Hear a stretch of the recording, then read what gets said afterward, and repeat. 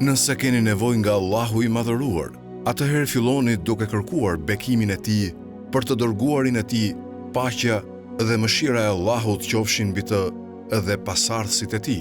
Pastaj lutuni për nevojën tuaj, sepse Allahu është tepër bujar për ta pranuar njërin nga dy lutjet që janë bërë atij dhe për ta mohuar tjetrën. Në këtë thënie, Imam Aliu na këshillon për mirësjelljen e duhur të lutjes drejtuar Allahut. Ai na udhëzon që kur kemi nevojë ose dëshirë nga Allahu, duhet të fillojmë duke kërkuar bekimet e Tij mbi të dërguarin e Tij, profetin Muhammed. Ky akt i dërgimit të bekimeve mbi profetin Muhammed njihet si salavat. Është një mënyrë për të treguar respekt, dashuri dhe mirënjohje ndaj profetit dhe kërkimit të ndërmjetësimit të tij tek Allahu.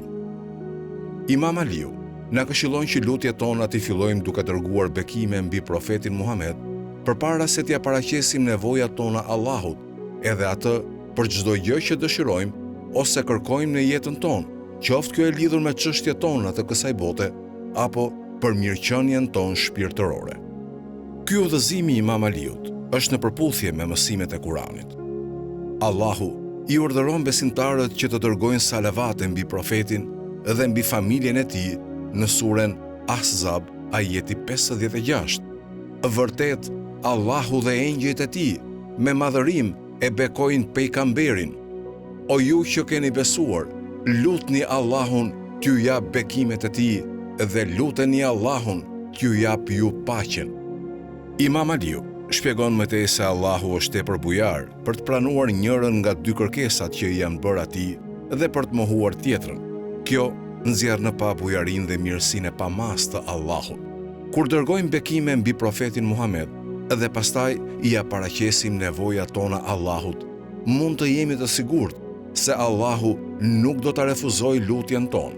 Ai ose do ta plotësojë kërkesën tonë, ose do ta zëvendësojë me diçka më të mirë për ne.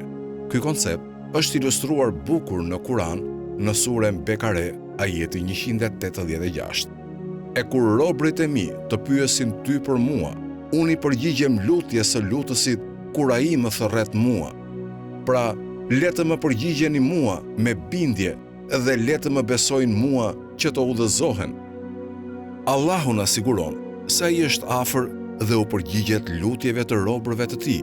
Kur ndjekim udhëzimin e Imam Aliut dhe e fillojmë lutjen tonë duke dërguar bekime mbi profetin Muhammed, ne po tregojmë bindjen dhe besimin tonë në Allahun dhe mund të jemi të sigurt se lutjet tona do të marrin përgjigje. Si përfundim, kjo thënie e Imam Aliut na mëson etikën dhe rregullat e duhura të lutjes drejtuar Allahut.